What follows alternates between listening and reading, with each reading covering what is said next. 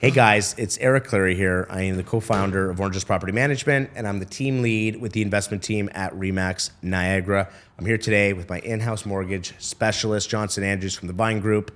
And today we're here to talk about 5 tips for you as landlords/investors to look for when buying a rental property. Obviously, I'm a real estate agent as well as an entrepreneur, as I've built this company called Orange List, which you guys all use our services, and we thank you for that. So today, for those of you that aren't already working with one of our trusted real estate partners, and or maybe have had a relationship with a realtor that has sort of faded away, I would love to talk to you guys. And these are all things that I already do when looking for investment properties. What suits sort of your needs, but also what's going to produce the highest return, what's going to generate the highest rents, what's going to rent to the type of tenant that we want in our homes. So obviously there's tons of things that I look for, but today we're going to cover 5. So the first one I want to talk about, which I think is really important in this market, and Johnson and I are going to kind of spitball back and forth, is buying a property that has existing tenants. A lot of times the seller wants current market value, but has a tenant that's been there for 10 years paying well below market value. And for some reason, there's some out there that adjust their sale price based on the fact that, but it's a really tough thing to do. There's no perfect answer, right? But you as an investor, if you're buying a triplex, for instance, and with maybe a little bit of renovations, that thing can spit out, let's call it $6,000 a month. But there's 2 tenants in there. They've been in there forever. They're paying $1,000 each. So you're missing out on 50% of the rent for those 2 units. That poses a lot of problems. And before I get deeper into it, I don't want to spend too much time on each tip, but I will come back to it. I'll let Johnson sort of speak to how that can affect you qualifying for the deal. So let's imagine it is legal. Yep. Right. So you're looking at a legal property that's zoned properly, meets current code, so on.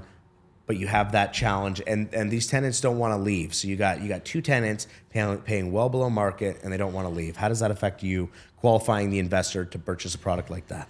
So whenever you look at buying a property, there's 2 things that are taking up that purchase price. It's the funds for the down payment, which we'll obviously be aware of where that's coming from. But the other side is how much money the bank's willing to give us.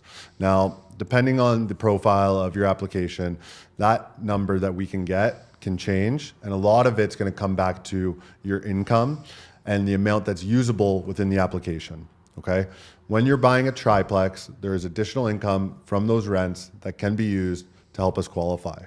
But what's used is either the existing rent that's being paid or the market rent that the unit could command if it was vacant. Mm-hmm. Now, the biggest thing that we have to take a look at here is the bank is going to use the lesser of the 2. So if you're collecting rent at $1,000 a month for 1 unit, but the market rent is $2,000, the bank doesn't care that you could get more for it. They look at the $1,000 that you're actually getting paid. Yeah. Now, when thinking about that, if we're always looking for more income to help us qualify, we're missing out on a large chunk of money that could help this application and give us more options, where instead of maybe being able to work with 3 lenders, we can only maybe make it work with 1. Mm-hmm. That's going to lead to potentially higher interest rates, that it's going to erode the cash flow that you have available. Yep. Number 1, right? Number 2 is in this interest rate environment where interest rate costs are higher and the stress test then that used is 2% beyond that. A lot of the times we need as much income as we can get to help the deal work. Right? So we want to ensure that more often than not, when you are buying a rental property, because this is going to be a business that you're operating it as you all know, we want to maximize revenues. So it's important that you have a good realtor like Eric in your corner to get that vacant possession so that we can use more income to qualify the deal. Thanks, Johnson. I appreciate that. And guys, we're going to bounce on to the next one. But again, these are all things that I'm willing to, we could set up a call. We can set up an in-person meeting. We can set up a Zoom call. We can both be present. You can talk to just me. You can talk to Johnson, however you want to set it up. These are all things we can talk about in a more private setting, and I'm happy to spend as much time on each topic as you guys need. So we're going to move on to tip number 2. We're going to imagine now this is mainly what I do. I look for homes that are single family and I look to convert them to either 2 legal units or 3 legal units. Okay, so that's tip number 2. So if we're looking for a single family home, the style of house that we buy is very crucial. The zoning is very crucial. So let's imagine we're looking for a home to convert to 2 units. The basement unit, the more common sort of style duplex is a main level and a basement. That's traditionally mainly what we see. So what you want to do is you want to start, what I do as an investment-focused real estate agent, I'm looking for things that I don't want my investor to have to spend money on. So what can I take from a regular homeowner and home ownership and style single-family home that I can convert over into this investment world where my investor doesn't have to spend money or I don't have to add cost to the budget. So big windows, okay? Good ceiling height. Electrical, if you do a home inspection, you want to make sure the electrical is done properly. We don't have crossover from stuff that's wired upstairs, downstairs, downstairs, upstairs. That makes the electrical cost that much more expensive when correcting it. Does it have a side entrance or a back entrance that can lead to the basement? Do we have to cut in a $15,000 new concrete stairwell? These are all things that can save you a ton of money. And the best part is whether you buy a house that has it already versus spending the money yourself, that appraised value is going to be very similar, right? Because the end product's going to be the same. There's still going to be 2 entrances. There's still going to be big windows. So I've just, on option A, where I've found a side entrance, good windows, all these sort of things, that could equate to $20,000, $30,000, even $50,000 in some cases less than the guy that just bought any house and said, well, I can spend, any amount of money can make anything happen, right? It's how do I get the best final product that's going to appraise the highest, get the best tenants or the highest rent, and not spend, a crazy amount of money on the budget. So that's tip number 2 of what to look for. Johnson, I don't know what you want to add to that or if there's anything. The biggest difference that I see with the way in which that you go about your conversions versus many other people, it's the guidance to make it a legal dwelling. Yeah. Right? So when you're looking at qualifying for a mortgage or even property values in general, you can buy a single family home, you can add a secondary suite, and as long as it's 2 self-contained units, that's fine, but it's still zoned as a single family home.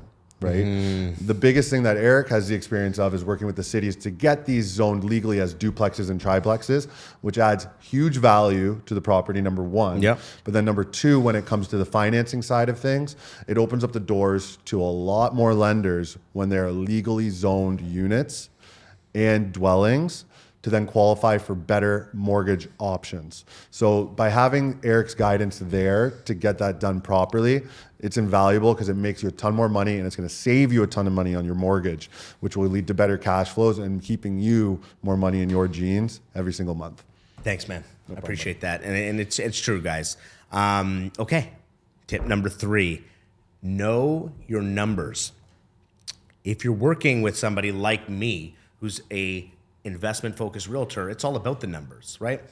Yes, there's a personal component. I own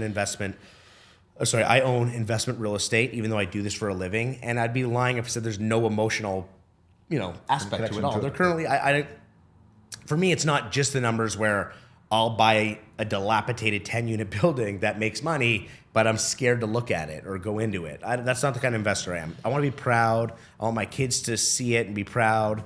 I want to be able to rent to people that I want to shake their hand and maybe take out for dinner and drop off Christmas gifts. I don't want to be, frightened. You're not looking at being a slumlord, so to yeah, speak, right? exactly. So, but it is all about the numbers, and I don't want to, cap rates, return on investments. That's obviously why you've decided, if you're thinking about this or you're currently already are a landlord, is because you want to have an investment that is one of the best asset classes of investments there is.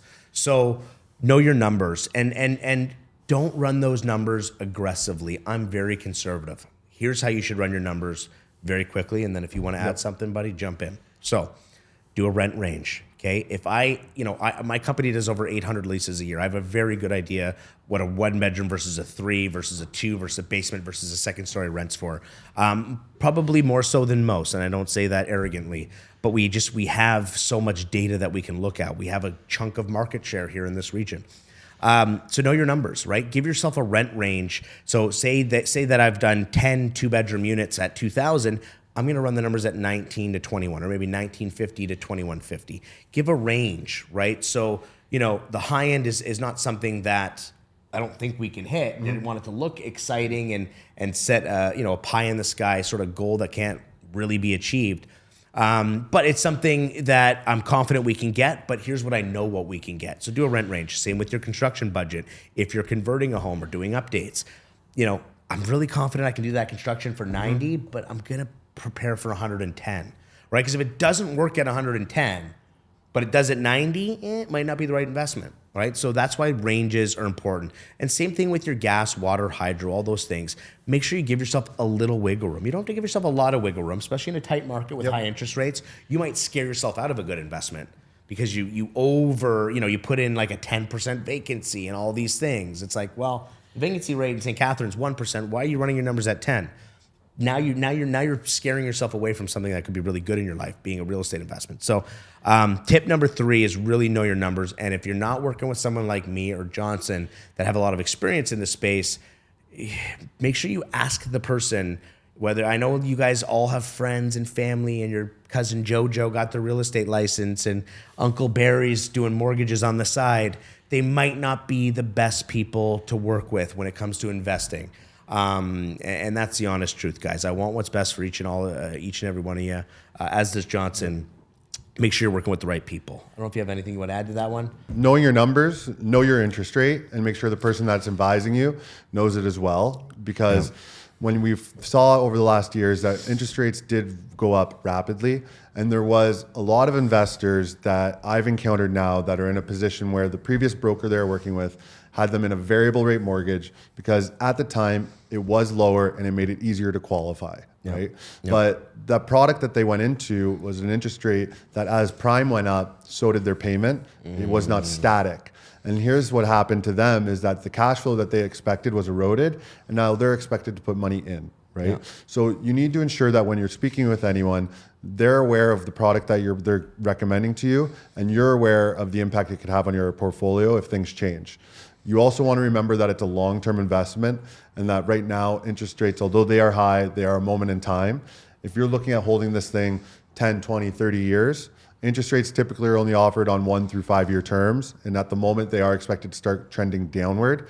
So you want to take interest rate options that would align with the expected lower rate environment in the next 1 through 3 years, right? Yeah, excellent. You wouldn't necessarily want to go with a 5 because you might pay a premium in year 4 and 5 and give up some cash flow. So this is the thing where it comes back to experience. It comes back to our education, where we know financial markets. We know the impact of things when it comes to even what's going on in the United States versus here and how we'll react. This is all going to help you lead to having a better business when it comes to this ownership of a home that will be ran as an investment property. So I think the other thing is know your interest rate, know your numbers, but make sure the people that are advising you know what they're doing as well. Excellent. Huge advice, guys. And unfortunately, we've seen some situations that don't you wish you and I had control of 2-3 years ago? Because, guys, one bad real estate investment, one really poor mortgage product can truly set you back years, guys, not months, years.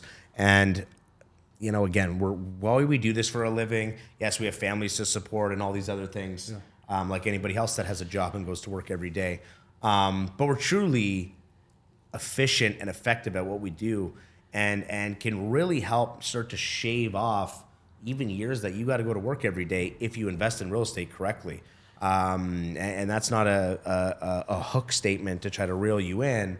It's an actual fact. And I've got lots of investors, guys. I'm actually going to, we're going to invite some of them on to speak to you guys. These are people I've been working with for 3, 4, 5 years. And they can really tell you guys what it's been like. A lot of you have been working with Orange List for, a year to 5 to 6. And again, I'm so thankful that you guys have continued to support us. And I'm happy we've been, able to do an effective job managing your real estate assets. And I'd hope to connect with many more of you to be able to maybe expand your portfolio. Okay, tip number 4 is remain open-minded. You may have read a book or went to a class and you're like, I got to get a 10-unit building. That's the way to go. Mm-hmm. In a market like this that's sort of changing, it's better. I'm not saying, you want to buy a cow and go buy a horse, but that 10 unit building might just be out of reach, and that's in different geographical areas. Maybe you start with a 6 unit building. No different than I got to get a triplex. Maybe you start with a duplex. Be open-minded. Let the numbers, right? If you want to get into multi-units, get into multi-units. Yep. Multi-units doesn't mean X number of units. It just means multiple units. So don't do this, do this. And the reason I say that is there's people that I've even spoken to that get so fixated on a certain product, they miss out, right? They spend 8, 9, 12, 2 years, 3 years trying to find this perfect asset, and they've missed out on $30,000 in principal pay down. They missed out on 11, 12% in appreciation. Or even the assets that they could have bought that could then get them into the one that they want. Exactly. Right? It's all a ladder in terms of when it comes to real estate. A lot of the times you can't just jump in and you're done. You got what you wanted. It's a matter of growing with it. Right? So true. It's not timing in the market, guys. It's time in the market. Remember that. It's the most true thing you'll ever hear about real estate. It doesn't mean jump in today. It's just at least know what it is you're trying to accomplish. And from there, guys like us can help at least speak to, okay, well, you said you want this, but I think this actually might be better. Or again, you might miss out on something really awesome because you were only looking for this. You're only looking at triplexes. Well, dang, a really good duplex deal just came up, and you don't want to look at it because it's not 3 units. It's only 2. Maybe you can add a third unit to that duplex. Who knows? So be open-minded. That's tip number 4. My final tip is going to be all about Johnson, is finding the proper financing for your real estate investment.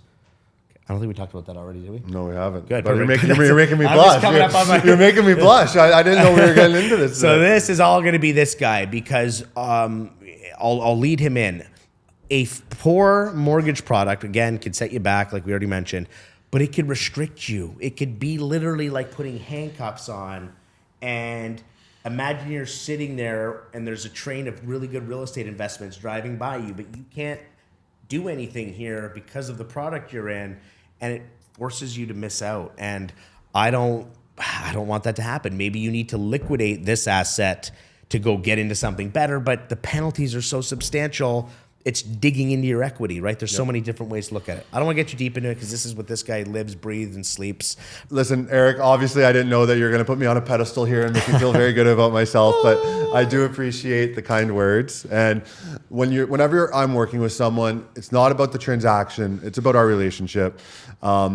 To me, I am selective about the people that I allow into my network to refer me business, because at the end of the day, the work that I do for my clients, it's not a one and done. It's a relationship going on 30 years, right? Because I want to ensure that I'm helping you pay that mortgage off and grow and meet your financial goals over that time. This is why Eric and I are connected so closely, because I truly believe in the work and guidance that he provides people in terms of building out their businesses. On my end of things, it's always about being mindful of what you want as a client and making sure the mortgage products we put you in today aren't going to inhibit us in the future. And that's why our conversations are always centered around your goals and the product, not the interest rate, because we might miss and take on some costs and sacrifice a good product to get a good rate. That will lead us to bad options in the future. So by knowing what your goals are, I can always align them with the right mortgage product for you to meet them. Absolutely, man. And again, that was a super nice comment you made. And I've worked with different professionals throughout my career. And this is the first time I've been this invested with any sort of one person in any industry. And I mean that. And I've worked with really good electricians and really good plumbers.